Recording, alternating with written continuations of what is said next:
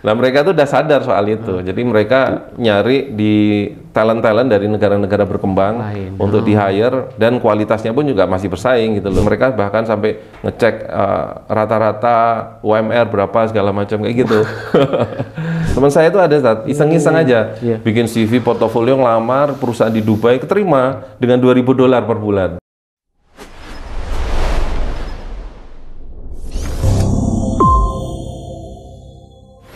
Bismillahirrahmanirrahim. FKM Podcast, hangatkan hati, hangatkan pikiran. Bersama saya kali ini Mas Aryo Pamungkas. Benar ya Mas ya? Iya benar. Masya Allah. Sehat Mas? Alhamdulillah. Langsung dari Jogja ini tadi? Langsung dari Jogja, terus tapi mampir sebentar tadi. Mampir makan siang bentar di Sukoharjo terus ke sini. Iya. Sering Solo Jogja sering Mas? Sering, insya Allah sebulan sekali pasti mampir. Gitu. Ke Ica itu? Ya ke Ica atau ke Arafah atau ya ke Bunda Hafsah sekarang kan gitu. Gitu. Ada Bunda Hafsah juga ya? Iya itu di apa Tursina itu. Ya, partnerannya kalau itu sama Ustadz Ridwan itu. Oh iya, Mas Aryo ini dikenal sebagai seorang desainer grafis ya? Iya. Grafis desainer dan memiliki beberapa studio desain di Jogja. Iya, Mas ya. Terus kalau saya kulik-kulik ini punya rumah makan kebuli Arafi. Kebulinya Masya Allah ya. Dibawa ke sini nih. Nanti testimoni ya. Iya. Kemudian juga ada pesantren Al-Mulk. Pesantren apa nih Mas? Tingkatan apa? Pondok Tahfidz. Pondok Tahfidz. Iya, SMP, SMA, kuliah juga ada. Cuman sekolahnya di luar. Gitu. Sekolahnya di luar. Gitu. Di Jogja di daerah mana Ustaz? Di Condong Catur. Condong Catur. Gitu. Oh. Condong Catur itu utara ya berarti ya? Iya, Jogja Utara. Dekat Hartono Mall ke kanan ya, ya? Sekitar itu. Ya, kemudian juga pembina Pondok ICA. ICA ini singkatannya apa sih? Islamic Indonesia Creators Academy. Ya. Ini Islamic. ICA ini apa nih? Sekolah desain atau? Iya, sekolah desain 1 tahun, program 1 tahun. Ya. Nanti di situ diajarin, intinya tuh kita mencetak yang dulunya nggak ngerti soal media, desain segala macam, nanti dia keluar tuh udah bisa ngerti dan siap diserap oleh studio atau apa namanya lembaga-lembaga dakwah, nanti bisa serap tenaga kerjanya maupun berkarir sebagai freelance sendiri kayak gitu. Tapi dengan diimbangi dengan attitude yang baik gitu, akhlaknya gitu. Jadi ada ilmu agamanya. Jadi ibaratnya dengan sistem mondok lah ya kayak gitu. Tapi program setahun aja. Iya, baik, kita akan ngobrol santai dengan Mas Aryo. Ya. Mas Aryo asli Jogja. Asli Jogja. Asli Jogja. Istri juga asli Jogja. Istri asli Kebumen. Oh, masih Jawa lah ya? Iya, masih Jawa semua. Iya. Sekarang aktivitas banyak di Jogja Solo. Iya, Jogja. Biasanya kalau desainer itu kan remote ya, dia tidak harus di tempat kerja. Iya, benar. Oh, seperti itu. Karena justru malah klien kami rata-rata emang hampir 90% remote semua, 100% mungkin ya. Nggak pernah bertemu? Nggak pernah bertemu, via online. Dan target pasarnya emang seluruh dunia, karena internasional kan. Masya Allah. Lewat. Ya. Jadi klien datang tuh hampir nggak pernah gitu. Kalau datang tuh malah lucu gitu. Pernah dulu ada yang datang. Lucunya gimana? Ya iya, kan kita nggak pernah ketemu sama klien. Dia tuh Google gitu, terus tahu studio kami, datang kayak ke warung gitu loh, Mas mau beli ini lah itu, Mas mau pesan logo lah gitu, terus udah dipesanin logo, terus mau bayarnya cash lagi, setelah bayar cash minta kwitansi lah. Kami bingung kan, gitu karena biasa melayaninya via online kayak gitu, via email aja kayak gitu, chat segala macam kayak gitu. Oh baik, berarti studio ini target pasarnya malah seluruh dunia ya gitu. Jadi nggak perlu di pinggir jalan segala macam, malah tempatnya tuh terpencil gitu, agak sudut gitu di pojokan gitu. Yang tapi penting bersinyal kan? Iya, yang penting gitu. Tapi ada sinyalnya ya. Kalau hari ini kesibukannya apa aja Mas Aryo? Kesibukannya selain di dunia desain ya? Selain di dunia desain ya paling ini saja apa namanya, mungkin lebih banyak ke ini ya apa namanya, ya saya kok mau bilang dakwah kok kayaknya malu gitu loh. Karena saya belum apa-apa sama sekali, karena ini kan kayak yang Al-Mulk itu, yaitu alhamdulillah ini jalan 3 tahunan. Terus alhamdulillah yang ICA itu juga saya ketemu sama Mas Salim kan, diajakin untuk apa namanya bikin bareng itu Indonesia Creators Academy.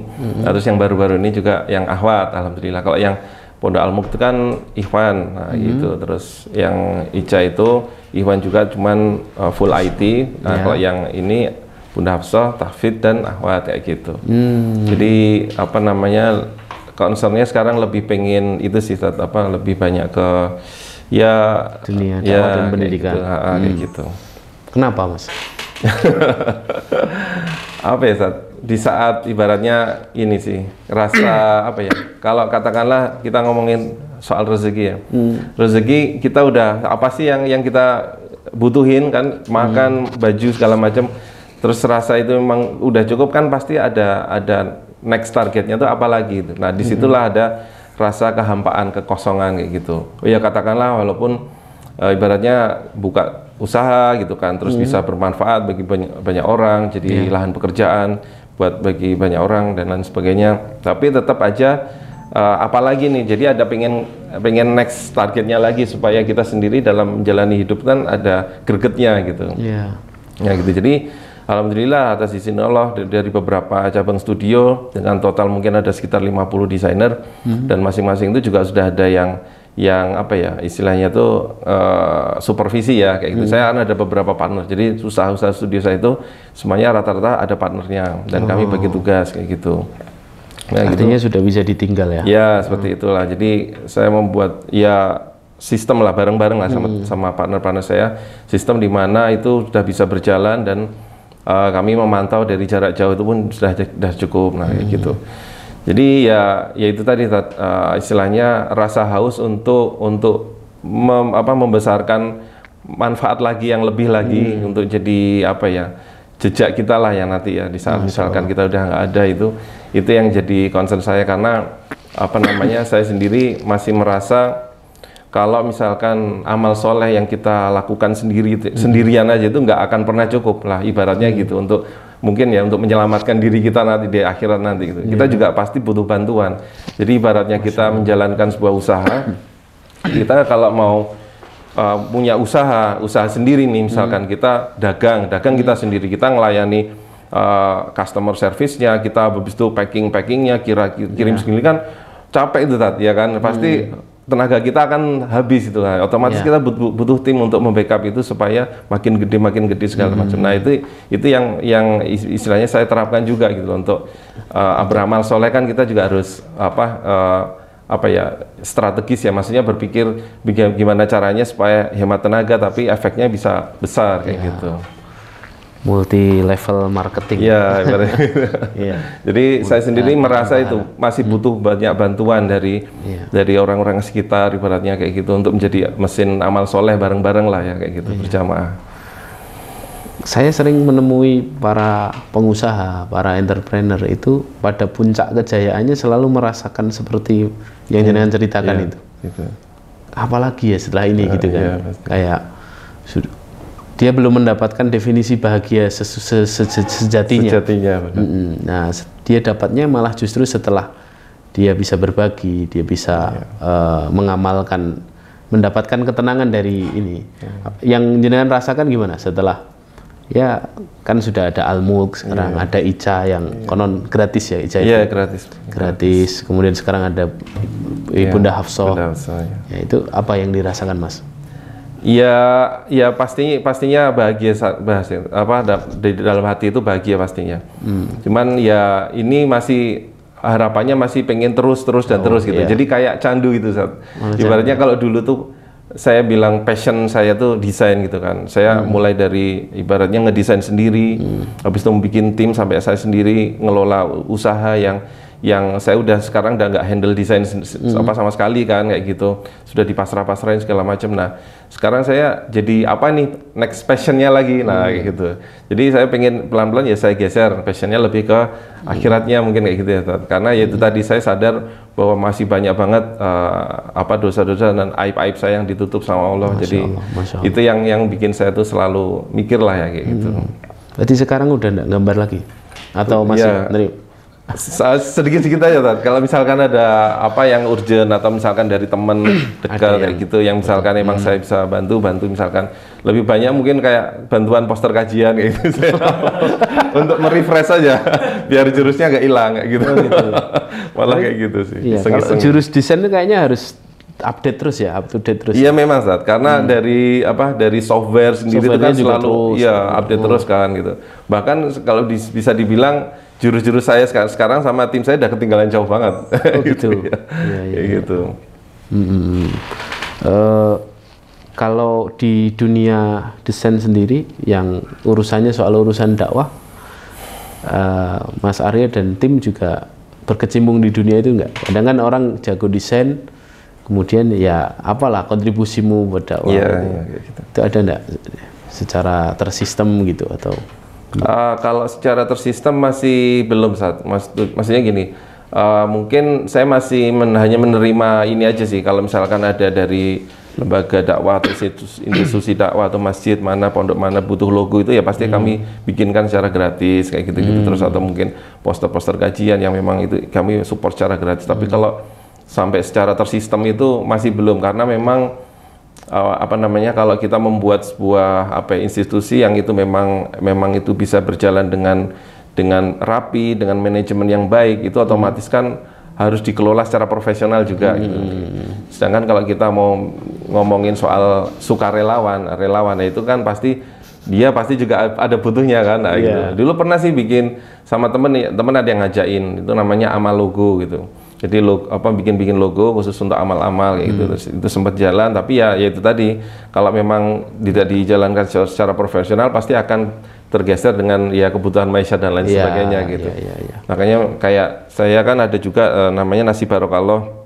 Itu dikelola secara profesional, jadi nanti sistem pekerjanya juga dapat gaji bulanan kayak gitu dari menyisihkan dari harga nasinya itu kan nasi boxnya itu kan dengan akad 10.000. Itu apa, nasi gratis itu? Nasi gratis disupport ke masjid-masjid. Kayak gitu. Jadi Senin sampai Jumat itu niru ini sih, terinspirasi dari Ustadz Trendy Saputra itu dengan berkah boxnya. Nasjum juga di Ustadz Andri. Jadi Ustadz Trendy. Kalau itu kan setiap hari dan yang nyasarnya ke masjid-masjid, kayak gitu. Nah itu juga dengan angka 10.000, tapi mencakup semuanya. Jadi yaitu makanan plus dengan biaya beban operasional di dalamnya kayak gitu. Nah, jadi tetap supaya bisa berjalan terus memang harus ada seperti itu. Sebagiannya untuk tadi gaji, untuk maisahnya. Gitu. Karena kan kalau kita ngomongin non profit, ya itu memang kita nggak ngambil profit apa-apa, tapi tetap harus ada marginnya supaya untuk operasional itu tetap jalan kayak gitu. Berbicara soal dunia desain tadi, Mas, awal mulanya dulu merintisnya memang sendiri ya, jangan sendiri biar memotivasi teman-teman ini kan kayaknya banyak ya, saya lihat banyak yang potensi desainnya itu ada, apalagi alumni pondok itu kadang dulu saya punya teman itu ya nggak ada medannya, kemudian dia ngorek-ngorek tembok keluar ternyata jadi desainer. Nah itu dulu gimana awalnya bisa sebesar? Awalnya dulu ya saya masih ini sih, awalnya dulu memang lewat platform. Jadi di internet itu banyak banget platform-platform yang memudahkan kita untuk bisa menjual karya kita kayak gitu. Baik itu berupa service atau yang menerima pesanan atau berupa produk yang siap jual. Tinggal beli aja. Tinggal siap download, kita nanti dapat bagi hasilnya, ibaratnya seperti itu. Nah, itu nanti tinggal dipelajari satu persatu berdasarkan cocoknya yang mana, karena banyak juga yang nggak cocok diburu-buru deadline gitu. Jadi dia pengennya ngerjain sambil nyantai dan sesuai dengan idealisme dia sendiri, ya itu otomatis bisa larinya ke produk kayak gitu. Misalkan ada tuh teman yang dia fokus bikin font misalkan, itu font itu kan dia bisa dikerjakan setiap saat, maksudnya nggak harus dikejar deadline gitu loh. Dia upload, terus nanti ada yang download, dia dapat royalti. Itu saya ada juga studi yang fokus ke situ. Ada juga yang sistemnya modelnya kayak ya kontak kita, terus nanti ada transaksi, terus nanti kita dipotong komisinya kayak gitu. Nah itu memang kalau mau jelasin lebih teknis nanti terlalu panjang sih. Tapi intinya pada dasarnya saat ini itu sangat amat dimudahkan sekali, Tat. Kalau kita mau menjual hasil karya kita, ibaratnya sesimpel Instagram aja itu udah bisa dijadikan penghasilan untuk sumber penghasilan gitu. Gimana kita bisa konsistensi dengan karya kita aja, kita ngupload sesuai dengan ini. Jadi terkadang itu yang susah itu memang istiqomahnya itu sih. Dan saat kita berkarya, terus kalau misalkan berkaryanya itu nggak tulus atau hanya sekedar kayak mengejar cepat biar dapat uang segala macam, nah itu nanti mungkin nggak kurang maksimal. Tapi kalau kita memang ngerjain terus sepenuh hati ya kan, terus kita menyukai apa yang benar-benar kita kerjakan sepenuh hati, terus kita upload dan itu benar-benar secara organik, insya Allah nanti pasti akan ya sesuai lah dengan apa yang kita ikhtiarkan kayak gitu. Dulu itu zaman-zaman saya malah masih belum seenak sekarang. Jadi jualan desain itu harus sama produk, misalkan offset kayak gitu, cetak-cetak ya kan, flyer atau dalam bentuk kaos, yang mana itu rentan produk gagal. Nah kalau udah produk gagal mesti nombok kan gitu. Makanya saya bikin usaha studio desain ini benar-benar pure murni desain only, yaitu desain aja. Jadi jualan desain tanpa produk. Karena dulu udah pernah ada kerja jadi karyawan kan di sebuah usaha, itu gagal produk tuh udah tombok, apalagi kaos tuh Pak itu. Dulu desainer itu kesannya seperti orang belakang layar saja yang untuk ngerjain produk ya. Iya kan kayak gitu. Dan hasil karyanya nggak dijual kan. Iya gitu.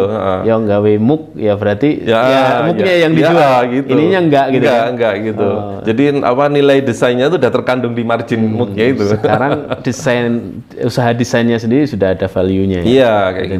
Nah makin lebih inilah. Ya walaupun di lokalan itu masih kadang kita harus mengedukasi juga sih gitu. Tapi kalau di luar sana, makanya kenapa saya lebih menyasar di pasar luar itu karena mereka udah benar-benar aware lah ya soal desain itu bagaimana, istilahnya mereka menghargai lah, mengapresiasi banget lah soal gitu. Jadi nggak perlu kita mengedukasikan. Kalau misalkan kayak orang lokal, wah segitu aja kok segini, nah misalkan itu. Padahal kan ya itu sendiri kan itu value itu tadi gitu.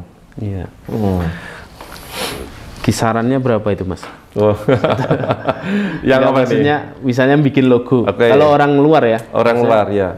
Sebenarnya nggak mahal-mahal amat kok, Sat. Maksudnya kalau kita ngomongin harga ya, kita ngomongin harga itu kalau misalkan dibandingin sama agensi Jakartanan itu kan bisa sampai puluhan juta bahkan ratusan. Tapi itu kan lengkap dengan brand guideline-nya, dengan strateginya, campaign seperti apa. Kalau kita emang lebih ke desain grafis, studio desain grafis. Jadi hanya memvisualkan apa yang diinginkan oleh klien kayak gitu. Kita visualkan udah gitu. Tapi misalkan nanti jadi kita nggak menyasar ke bagaimana itu nanti brandingnya seperti apa gitu. Ya kita tuh gini, Sat, kita sebenarnya menyesuaikan budget juga. Jadi misalkan katakanlah kita matok dari start $200 gitu. Ya nanti misalkan dia budgetnya kurang, misalkan 150 atau $100 atau bahkan 50, itu pun juga nggak masalah, kita ambil. Cuman nanti speknya yang kita sesuaikan kayak gitu. Tingkat kesulitannya. Tingkat kesulitannya paling kayak gitu sih. Jadi misalkan bikin ilustrasi juga, misalkan ilustrasi yang custom start misalkan dari sketsa dari nol gitu, katakanlah $100 gitu. Lalu dia budgetnya cuma ada 50. Oh ya udah kalau 50 nanti kita carikan stok-stok ilustrasi kita, nanti kita custom dikit-dikit. Kira-kira gimana? Oh ya nggak masalah kayak gitu. Jadi masih fleksibel kayak gitu. Kemudian sampai sekarang 5 studio itu dengan berapa desainer tadi? 5 kurang lebih 50-an. Berarti antum punya akun untuk untuk menerima pesanan dikerjakan oleh para desainer ini. Iya kayak gitu. Dan jadi akun-akunnya itu ada yang harus dikerjakan di platform tersebut. Tapi ada juga yang bisa dikerjakan direct lewat email. Nah kayak gitu. Jadi platformnya itu cara mereka memonetize nggak hanya cuman sekedar ada di platform tersebut tapi memotong komisi. Ada juga yang sistemnya membership kayak gitu. Kita membayar biaya bulanan atau tahunan. Tapi di situ udah jadi gudangnya ini sih corporate sama desainer. Jadi untuk ajang showcase kita ya mirip-mirip kayak Instagram sebenarnya. Cuman itu khusus untuk desain kayak gitu segala macam. Nah itu terus nanti begitu dapat ada email masuk, nanti ada yang nge-follow up gitu, tanya jawab, bahkan sampai video call gitu. Dulu memang awalnya saya yang handle Tapi makin kesini kok makin repot, saya sendiri segala macam udah susah untuk bisa ini, akhirnya saya delegasikan lagi gitu. Ada project manajernya sekarang. Praktis berapa tahun itu Mas merancang? Kalau usahanya sendiri startnya dari 2011. 2011. Iya, 2011 gitu. Sampai sekarang ini. Sudah cukup lama ya. Iya, 11 tapi tahun. dari rentang 2011 sampai 2015 tuh timnya baru satu aja. Jadi dua, saya partner saya, sama satu lagi hire timnya cuma satu orang. Nah itu lonjakannya terus mulai 2016, 2017 ya itu terus mulai nambah kayak gitu. Sudah mulai teknologi juga lebih ini ya. Iya, platform yang jelas makin banyak kayak gitu-gitu. Sudah berubah ke digital semua ya. Iya, apalagi digital. Ya, apalagi juga ada yang klien yang mereka tuh sampai outsource ke kita gitu. Jadi ibaratnya daripada mereka hire in-house designer di sana di US dengan start fresh graduate itu tuh dari $3.000 per bulannya kan dengan living cost sana ya. Nah itu dibawa ke Indonesia kan udah jadi berapa desainer sendiri satu tim mungkin ya. Nah mereka tuh udah sadar soal itu, jadi mereka nyari di talent dari negara-negara berkembang untuk di hire dan kualitasnya pun juga masih bersaing gitu loh. Gitu. Jadi mereka sadar soal itu, mereka bahkan sampai ngecek rata-rata UMR berapa segala macam kayak gitu. Jadi ya istilahnya sambil ini ya istilahnya saling menguntungkan ya. Sana juga enggak mendapat mahal-mahal amat, kita juga dapat klien yang bisa rutin. Tetap. Dan alhamdulillahnya dengan ke pandemi kemarin itu memberikan hikmah besar juga. Jadi akhirnya perusahaan-perusahaan itu yang menikmati akhirnya dengan yang adanya WFH itu gitu. Bahkan ada yang perusahaan yang dulunya tuh satu kantor gede gitu tuh sampai akhirnya sekarang full WFH. Kantornya sendiri jadi malah nggak kepake gitu. Padahal udah gede, udah dirancang keren kayak gitu tuh.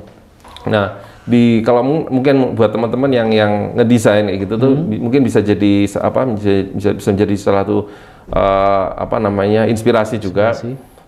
Cari lowongan pun juga nggak melulu dalam negeri, tapi cari lowongan luar negeri juga bisa di LinkedIn tuh banyak banget gitu dan cari perusahaan yang bersedia remote kayak gitu. Teman saya itu ada iseng-iseng aja bikin CV portofolio ngelamar perusahaan di Dubai, keterima dengan $2.000 per bulan. Masya Allah. Dari sini? Iya, kerjanya di Indonesia, gajinya Dubai. Masya Allah. Kayak gitu. Iya. $2.000 di sana padahal UMR lah ya. Di sini tukang bersih-bersih di sana mungkin. Iya. Gitu ya. Oke. Berarti bisnis desain ini ada matinya enggak Mas? Maksudnya ada resiko, kan tentu ada manajemen resiko ya. Iya. Dalam setiap usaha itu. Lah itu apa yang bikin kemudian rugi atau klien nggak jadi ambil, customer nggak jadi pesen atau kalau kerugiannya kalau masalah resiko itu pasti ada, tapi resikonya mungkin nggak terlalu gede ya, dalam artian resiko rugi waktu, tenaga, dan ide yang terbuang mungkin. Jadi misal dulu pernah ada tuh kita udah deal sama klien, udah jalan dengan kontrak sekian $1.000 dalam sebulan gitu. Tapi dia bilangnya nanti dibayarnya di akhir gitu. Nah, saya ngeliat websitenya kan ya ada bonafit juga, ada kelihatan bagus dan ya saya kira nggak mungkin bohong lah ya. Setelah dikerjakan itu mulai di akhir 1 bulan awal itu udah minggu ketiga keempat itu udah mulai mintanya aneh-aneh gitu loh, makin di-push, makin nggak terima sampai ngeluar kata-kata makian, kalau yang seperti yang kita lihat di film-film Hollywood kayak gitu. Sampai keluar kayak gitu, saya sendiri kaget, belum pernah ada klien sampai sekasar itu. Tapi saya sabar-sabari untuk biar bisa, yang penting cair dulu lah kayak gitu. Tapi akhirnya tetap nggak cair juga gitu. Kayak gitu ya, paling resiko-resikonya di situ sih. Terus kalau masalah tadi Ustadz bilang apakah desain itu nanti akan ada matinya segala macam, saya rasa sih kebutuhan itu akan terus ada dan itu akan berkembang dengan zaman ya, dengan kebutuhan sekarang, dengan berbagai macam platform. Misal 5 tahun yang lalu mungkin nggak ada orang kepikiran bikin jasa desain khusus bikin thumbnail YouTube. Nah, misalnya. Sekarang udah banyak banget yang bikin desain jasa desain khusus thumbnail YouTube kayak gitu. Itu kan dulu nggak kepikiran itu. Nah, itu kan otomatis karena ada platform yang terus berkembang dan adanya kebutuhan. Ada lagi kayak gitu. Kayak Reels, Instagram Reels ya kan. Sekarang ada. Nah, dulu belum ada, sekarang ada kayak gitu yang menawarkan jasa. Jadi itu pasti akan terus berkembang sih saat kayak gitu. Dan insya Allah nggak akan ada matinya. Cuman tinggal gimana kita menyesuaikan dengan perkembangan zaman itu aja. Kalau kita terlalu nyaman di satu titik dan kita nggak mau mengupdate kita sendiri ya nanti bisa tergerus ya, kalah sama yang muda-muda. Ya kayak gitu. Tapi memang ini di resesi 2020 ya. Itu udah mulai kerasa di 2022 ini. Tapi itu lebih ke karena ini ya, krisis global ini ya, karena perang Rusia itu memang kerasanya maksudnya agak sedikit menurun dari permintaan project-project itu biasanya kan sering dari email masuk kayak gitu kan. Ya karena kayak kemarin aja kan sempet Bitcoin juga drop gitu kan, cryptocurrency yang mana itu nggak ada underlying asetnya kan, sehingga orang-orang panik withdraw semua gitu untuk dijadikan emas dan lain sebagainya. Ya itu kan menunjukkan bahwa orang-orang pun juga akhirnya memprioritaskan kebutuhan pokok gitu, sehingga itu implikasinya ke usaha mereka juga yang mungkin mereka punya budget khusus buat promo, buat marketing atau buat desain sendiri, akhirnya dialihkan, dikurangi kayak gitu. Kerasa sih gitu. Tapi alhamdulillahnya kami ada beberapa platform yang itu memang jualan produk. Jadi saat servisnya stop, kita akhirnya maksudnya servisnya agak sepi, kita beralih ke bikin aset kayak gitu.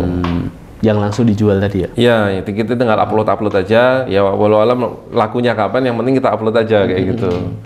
Kalau desain grafis ini kan ada karakter-karakternya ya Mas. Kalau Mas Arya ini apa nih Mas? Di bidang lettering atau di gambar atau? Iya itu karakter dari beberapa studio itu saya bisa semua. Punya beberapa orang khusus ini spesifik. Iya kayak gitu. Jadi memang spesialis ya masing-masing kayak gitu. Ya. Dan kalau kita ngomongin desain itu kan kategorinya ada banyak banget Ustaz. Nah gitu ada banyak banget. Nah dan yang kita jual pun juga bermacam-macam tipenya gitu. Ya seperti yang saya tadi bilang, ada yang khusus font studionya, ada juga yang khusus web design atau mobile apps gitu. Ada juga yang khusus logo. Nah gitu tuh memang kita pisah-pisah supaya lebih terfokus. Karena kalau kita misalkan ngomongin sekarang jualan desain, itu lebih baik kita tuh segmented saat ini nih. Jadi kalau misalkan katakanlah kita jual palu gada, yang butuh apa aja kita garap kayak gitu tuh biasanya sih malah si klien ini jadi kurang jadi dari kitanya sendiri kayak ini nggak spesialis nih ya, jadi lebih milih yang spesialis gitu, lebih spesifik. Jadi emang dia pakarnya di situ lah ibaratnya seperti itu. Nah itu ada beberapa studio yang kami treatment seperti itu, dikhususkan kayak gitu. Jadi kayak misalkan lettering itu banyak juga kayak mungkin kan kalau dari teman-teman pondok kan banyak yang seneng lettering. Nah, itu tuh banyak sekali kebutuhan untuk situ juga saat. Jadi kalau kayak industri font sekarang kan di Indonesia juga udah meledak ya, maksudnya jualan di luar negeri itu. Itu butuh banget yang namanya sketsa untuk dibikin jadi font kayak gitu. Nah, itu bisa dijual itu. Jadi alfabet A sampai Z kayak gitu tuh dalam satu kertas nanti di harga berapa kayak gitu, jual putus itu sering juga. Jadi dari dari desain-desain itu pun jadi memunculkan lowongan-lowongan kerja yang sebelumnya nggak pernah terpikir kayak gitu. Gitu ya. Oke, Masya Allah. Ya, desain dulu gimana tuh ceritanya?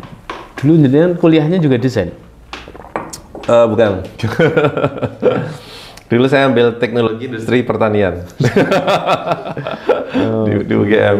Iya. Itu. Terus tapi memang hobi ya. Hobi. Kayak gitu. Ya, nah saya ingin tanya, desain itu dia bakat atau kompetensi yang bisa diasah gitu? Dua-duanya bisa bakat, bisa kompetensi. Maksudnya gini, orang bakat pun kalau nggak diasah kan pasti juga nggak ini kan. Tapi orang nggak bakat pun kalau dipaksakan dia juga bisa ngerjain juga, bisa desain juga.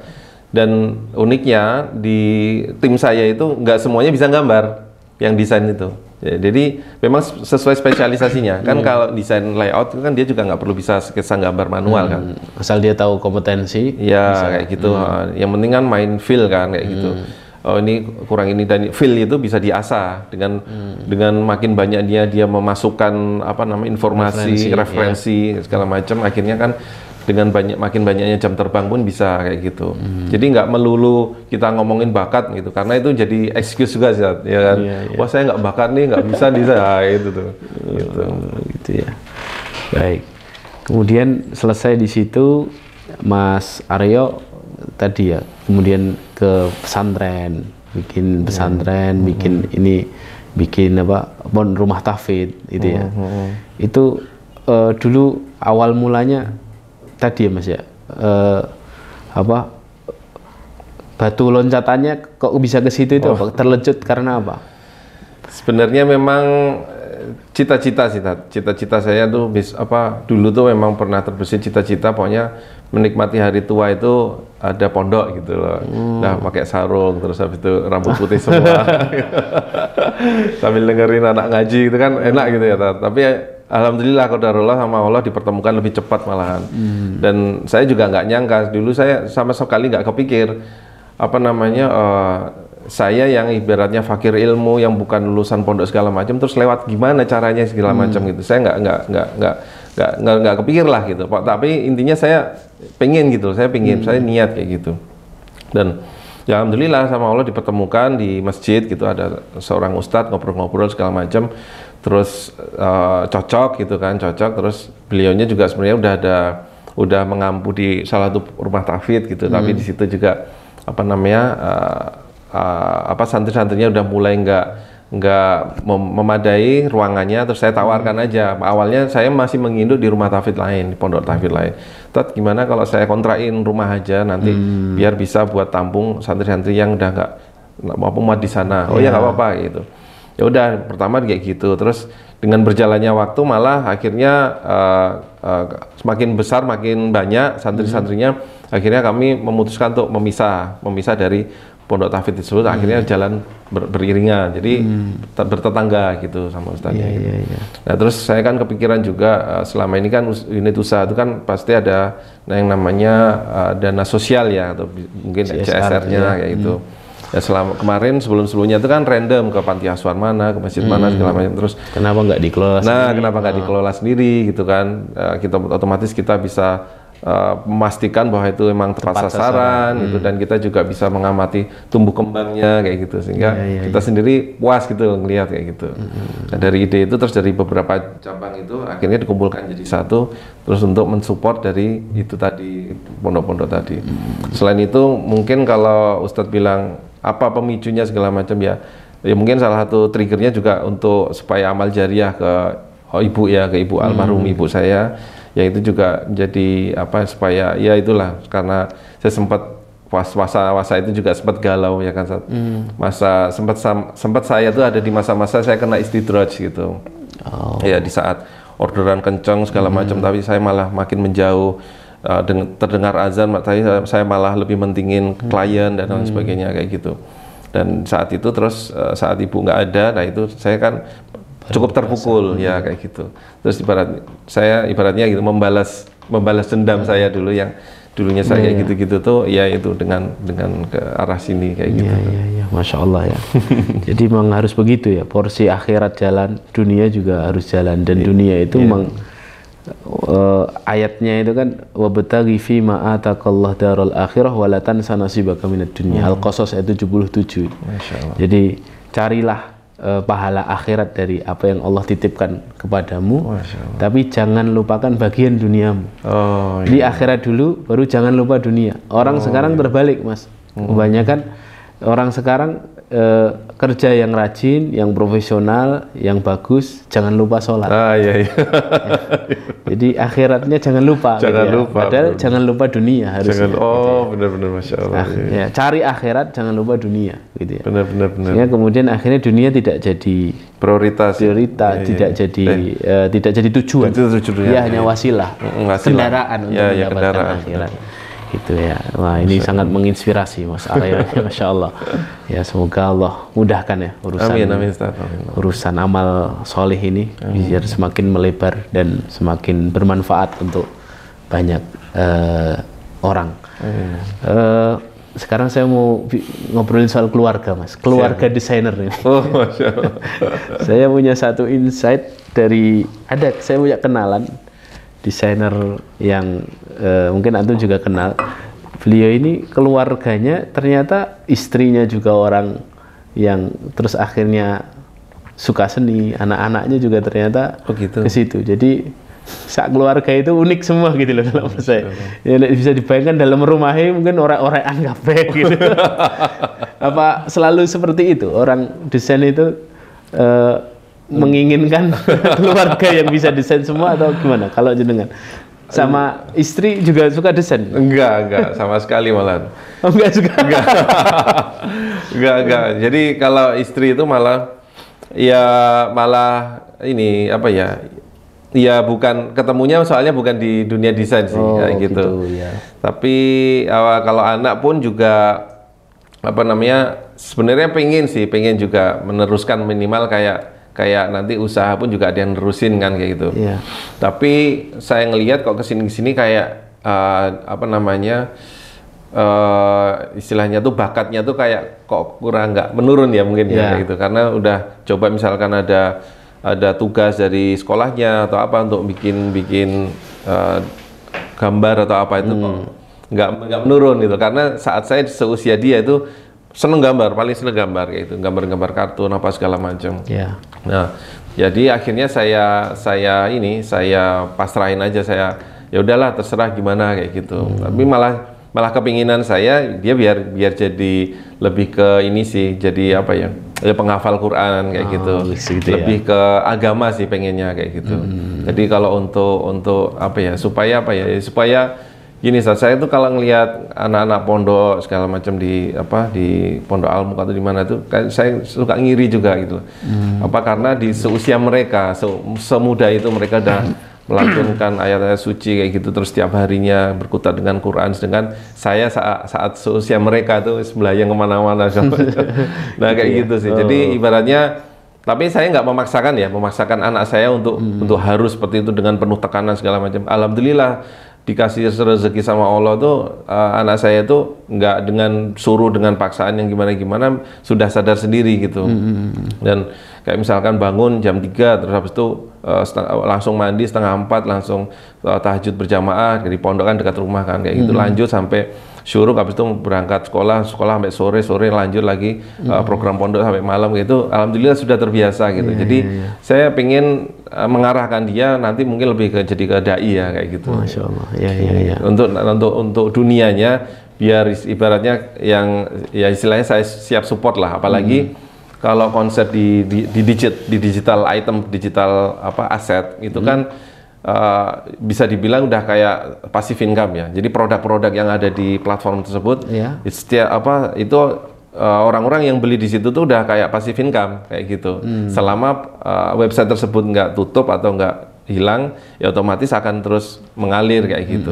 Ya itulah mungkin nanti yang akan mensupport kayak gitu. Tinggal dijalankan manajemennya aja. Masya Allah ya. Artinya ternyata tidak semua keluarga desainer itu anaknya harus jadi desainer. Saya pun juga nggak pingin egois saat itu, nggak pingin memberi pilihan ya. Iya, memberi pilihan kayak gitu. Iya. Dan dilala anak saya itu kalau apa namanya ngafal itu jadi seneng sekarang. Kan saya target seminggu 4 halaman gitu. Dan dengan aturan gitu kan kalau pegang gadget kita hanya weekend aja dan itu kalau nggak target ya dia nggak boleh kayak gitu. Itu semangat dia kayak gitu untuk ngejarnya kayak gitu. Jadi hanya weekend aja. Oke.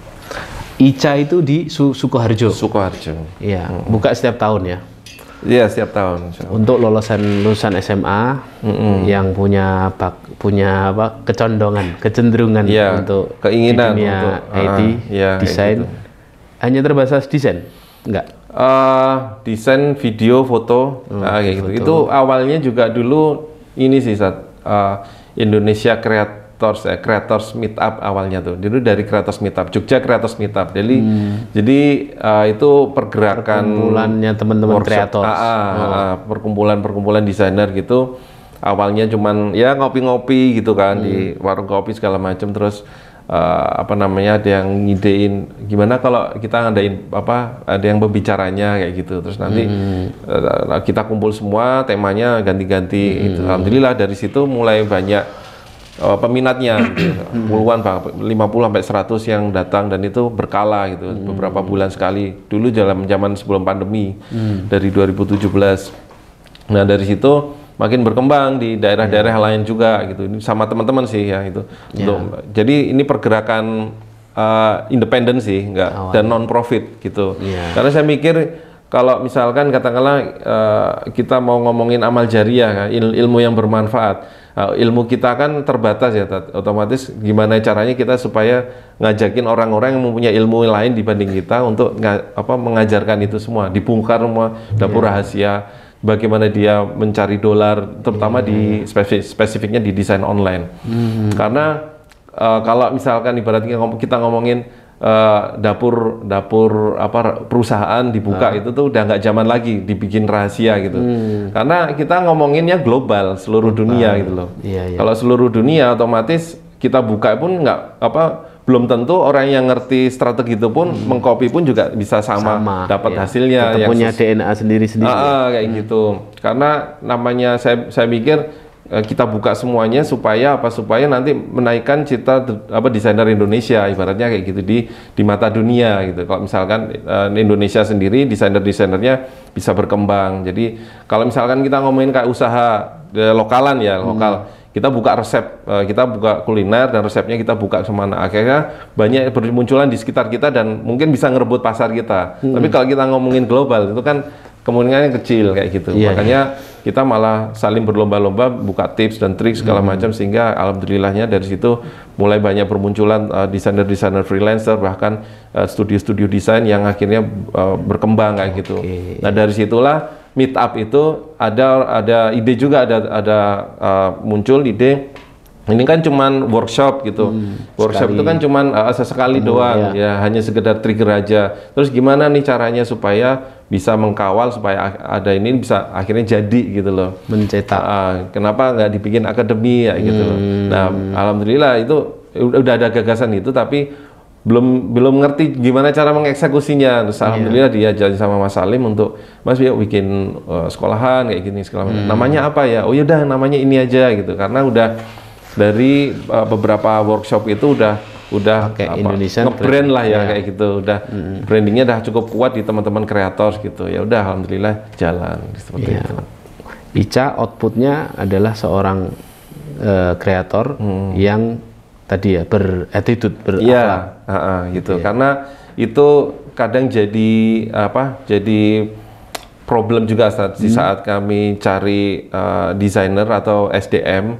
Itu kan kadang orang punya skill bagus tapi kepribadiannya kurang, attitude-nya kurang kayak gitu. Itu kan biar bisa balance lah ibaratnya gitu. Visi misinya kayak gitu supaya itu tuh nggak hanya sekedar bagus di skill doang tapi akhlaknya juga. Nah ini peluang nih untuk teman-teman yang berminat ya untuk bisa ke Ica. Tapi kalau gratis non profit dari mana tuh Mas? Ya, jadi kemarin itu kita beberapa kali buka kreatif fundraising. Jadi kreatif fundraisingnya itu kita jualan produk. Ya jualan produk, bikin salah satunya bikin Quran, tapi Qurannya tuh covernya cover custom dan anti mainstream lah. Jadi dibikin lettering kayak gitu. Salah satunya ada karyanya Mas Alif Isa, bikin lettering full ornamen sampai orang bilang ini Quran ya, kok kayak gini gitu kan. Yang kita tahu kan Quran ya kayak gitulah covernya gitu. Klasik ya. Klasik kayak gitu. Itu tuh benar-benar desain banget. Maksudnya anak muda banget lah. Ada yang ilustrasi kayak istilahnya lukisan kayak gitu-gitulah. Hasil dari produk itu terus ada juga kita bikin e-course kayak gitu. E-course bikin font gitu, jual alhamdulillah itu tembus 100 jutaan kayak gitu. Masya Allah. Alhamdulillah. Jadi kreatif campaign itu yang kita galakkan. Walaupun kita juga nggak menutup, misalkan orang pengen berdonasi langsung, alhamdulillah kita terima juga. Ini kan lagi mau bangun juga Ustaz. MKI, Masjid Kreator Indonesia gitu. Di dekat ICA. Iya, di dekat ICA. Ini lebih ke kota sih, dekat alun-alun. Alhamdulillah ada orang yang wakaf tanah 300 meter, terus udah kita bikin masjidnya aja kayak gitu. Karena selama ini kan ICA itu kan masih nunut di perumahan gitu, perumahan syariah. Di situ ada pendoponya, terus itu dibuat kegiatan. Anak-anaknya tidur di perumahan-perumahan yang masih kosong kayak gitu. Nah, ini nanti masjid ini yang nanti jadi pusatnya kayak gitu ya, kayak Arafah lah ya, jadi holdingnya ya. Nanti terus di situ di bawahnya ada pondoknya, terus ada unit usahanya segala macam kayak gitu. Ya. Berarti ini lagi bangun masjid ya? Ya, ini lagi bangun masjid. Ini kemarin barusan alhamdulillah fundraising untuk sumur sama listrik udah terpenuhi. Nah, ini lagi mau untuk pondasi segala macam. Pondasi gitu. Iya. Yang mau ikut serta nanti hubungi Mas Aryo nomor rekening lewat kami juga bisa ya. Siap, insyaallah. Seperti itu. Ada ICA, ada Al-Mulk di Condong Catur. Iya. SMP SMA. SMP SMA, kuliah ada juga. Kuliah. Tinggal di situ ya? Tinggal di situ. Kalau yang kuliah ya mereka kuliah sendiri sih, tapi SMP SMA ya ada yang bisa kita support juga. Iya. Kemudian yang terakhir Bunda Hafsah. Bunda Hafsah. Di mana tuh, Mas? Itu di Sukoharjo di Tursina, di perumahan Gria Tursina Asri. Perumahan Gria Tursina. Di dekat alun-alun juga gitu. Ya, itu rumah tahfidz Ahwat. Rumah Taufid Ahwat ya gitu. Alhamdulillah nih baru berapa pekan jalan dan kemarin tasmi 3 juz sekali duduk. Masya Allah. Gitu ya, keren ya. Dunia jalan, akhirat jalan. Masya Allah. Ya, mungkin terakhir Mas Aryo, apa pesan untuk para desainer muda atau teman-teman yang punya bakat dan keinginan kecondongan seperti Mas Aryo ini, yang biar bisa lebih melejit lagi ke depan. Siap. Kadang kita tuh terlalu fokus sama usaha dunia. Usaha dunia tuh seperti apa ya? Kayak kita mempelajari segala macam tips dan trik, terus mengasah skill kita. Yang mana itu memang bagus ya. Tapi orang-orang seringkali mengesampingkan faktor X-nya, seperti yang antum tadi bilang. Jadi akhiratnya gitu. Bukan kita mau ngomongin kita terus ngejar akhirat supaya kita dapat dunia dan ibaratnya pamrih ya kayak gitu. Tapi ya itu kan udah ibaratnya udah sunatullahnya ya. Kalau kita istilahnya ngencengin di faktor X-nya, istilahnya mungkin sedekah atau kita membantu. Sedekah pun juga nggak harus berupa harta, tapi dengan skill yang kita punya, kita mensupport desain-desainnya atau ke lembaga dakwah dan lain sebagainya, itu kan salah satu bentuk sedekah kita juga kan. Nah, itu yang seringkali terlupakan, sehingga orang misalkan kok nggak dapet job, kok sepi apa segala macam kayak gitu, yang akhirnya mereka larinya mungkin teknis aja kayak gitu, nggak mikir ke arah sana. Yang saya rasakan tuh gitu, waktu saya mulai buka pondok tahfidz segala macam, walaupun ya saya sendiri nggak wah saya buka pondok tahfidz biar tujuannya itu bisnis lancar gitu loh. Tapi ya itu tadi, itu sunatullah kan, apa yang kita keluarkan itu kembali dalam bentuk apapun itu, ya itu saya rasakan banget. Jadi meledaknya penambahan banyak tim, makin banyak, makin rekrut orang terus, dan bertambahnya studio-studio desain itu dari 2016 ke atas itu ya semenjak ada pondok tahfidz ya. Setelah saya pikir-pikir ya kayak gitu loh. Jadi saya rasain oh iya ya, ternyata mungkin ini efek itunya, walaupun saya sendiri nggak itu tadi, nggak istilahnya diniatkan gitu, tapi diniatkannya tetap untuk akhirat. Nah itu yang seringkali desainer-desainer itu lupa, jadi hanya mikirnya ke teknis, bahwa kita sendiri juga ya, karena namanya kita ikhtiar ya, oke ikhtiar, tapi juga ada pendekatan itu tadi faktor X. Nah sekarang biar bisa jalan bareng ya itu saat. Jadi kita sendiri kalau mau membuat karya itu kan itu juga biasanya kita ingin supaya karya kita dikenal kayak gitu kan. Karya kita dikenal di dunia, nama kita tersohor segala macam di dunia desain itu. Tapi kita juga harus mikir bahwa kita sendiri juga punya karya yang nanti larinya ke akhirat. Nah kayak gitu. Jadi walaupun nama kita mungkin udah nggak ada di dunia, ya kan, hidup kita udah nggak umur kita udah selesai, tapi tetap berjalan terus. Nah itu yang jangan dilupakan, karena itu penyakit sih, Ustaz, penyakit. Karena saya sendiri dulu ngalamin kayak gitu, yang saya bilang istiqros tadi, dirasa, rezeki lancar dikira udah berkah, padahal ibaratnya terus.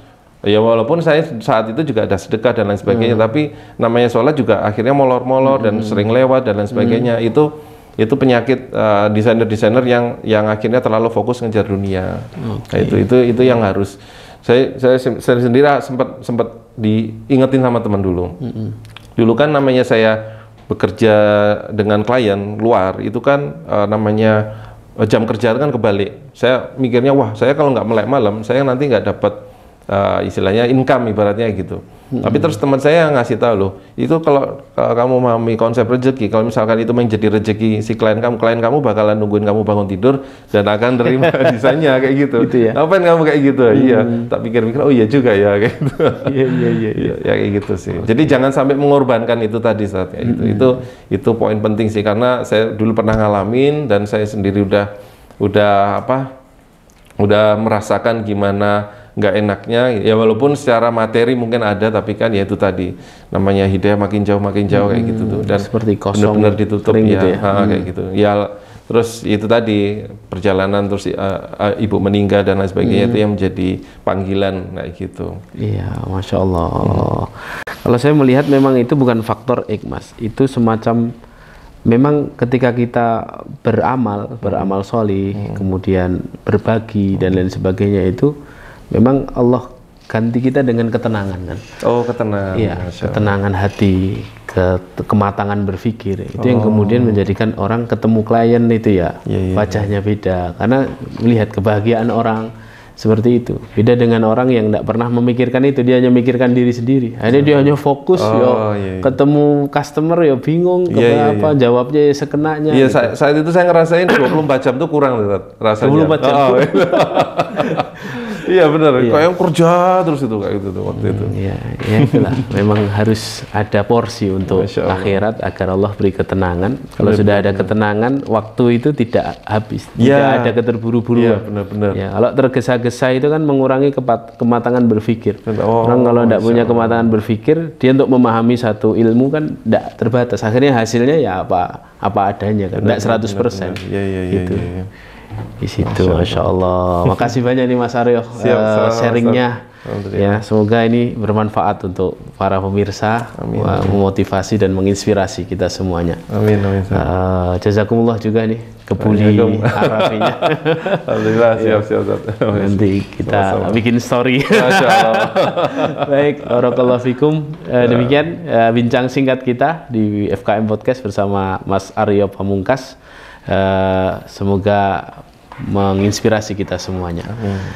Barakallahu fikum. Assalamualaikum warahmatullahi wabarakatuh. Waalaikumsalam.